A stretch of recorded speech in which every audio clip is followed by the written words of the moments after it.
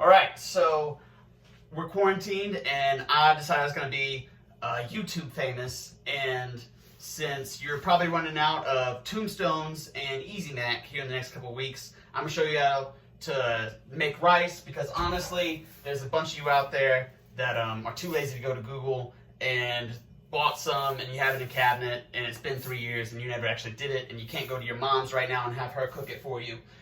So rice is good for cooking. It's not just for throwing your shoulder out when you're at a wedding and the bride and groom are leaving and you're pissed at them because they invited you to their own party and they're not even staying. So we have about 40 million little beads in this container, kind of like the population of China. I don't actually know their population, but I'm guessing this is roughly it. It's a lot. Yeah. So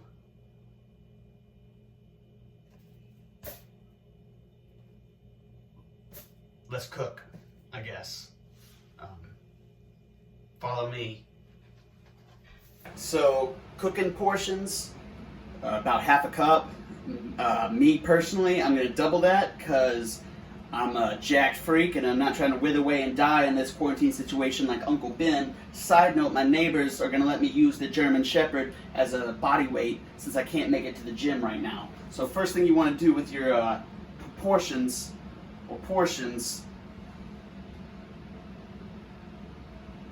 you know, you're the idiot that didn't know how to cook rice. You put it in here and you just wash the gunk out of it. Honestly, it might sound racist, but this stuff came from China, probably, where the corona is, and I hear their standard and practices aren't up to code. You don't know if a bat relieved itself in your rice. So just a big thing here is to clean it off. Bring it to me. If you can't tell, I'm pretty much the Jerry Rice of this pun game situation. Shabam!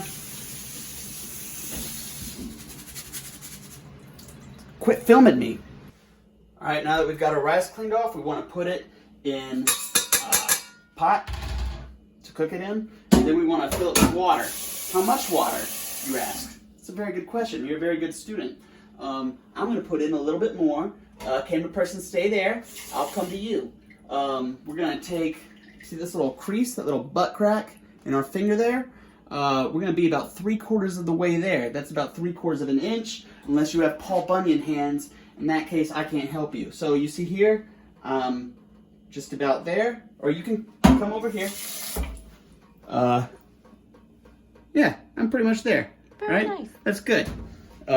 If you can't figure it out and you have you need someone to hold your Whopper because your hands are so small, or Paul Bunyan, you have some weird gigantus situation, or you're that dense because you already are here watching a video on how to cook rice, borrow your little sister's ruler. It's not that hard. You can make it work. Alright, you want to set your oven to high for about 3 to 5 minutes so it comes to a boil, and then you're going to do something else. So stay tuned for the riveting recipe. But you can go ahead and put your rice, 1/2 teaspoon of salt in now. If you have one of those like old-timey jail like cell key things, you can find it on there, pretty much every single one. See you in 3 to 5 minutes. Alright, so now you hear the snap, crackle, and pop going down in the pot. Coincidentally, that is the same musical notes as George R. R. Martin's Song of Rice and Fire. We're going to turn this bad boy down so it comes down to a simmer. Follow me, Hodor. We're going to take this, we're going to cover this up, and then we're going to set our timer to 15 minutes. You can't count to 15, but somehow know multiplication. That is 5 times 3. Thank you, Miss Brenda. Elmer, rice, baby. Doom, doom, doom, doom, doom, doom, doom. Hey, we ain't shooting B-roll. Get out of here. All right, so we're gonna slide this off. We still got one more step. Hang with me here, but for now, we're gonna let this sit for 3 minutes. Could be 3 to 5 if you have more in there, but that's pretty standard. Stay tuned for the final tip, and you too can be the Jerry Rice of this quarantine situation. But technically, as your rice president, I would still usurp you in the rankings. And the only one above me, president, is God. So keep on watching my videos if you want to make it through this time. Go. All right, so now we've come to the final step in this process. I'm proud of you for making it this far. No pain, no grain. All right, you getting this, camera operator? I feel like I'm talking to the ShamWow cameraman. What you want to do is take your fork and you just want to fluff it up, because if not, it will get all sticky or mushy. And if you're not making sushi rice, then that's just not what you want. So you kind of want to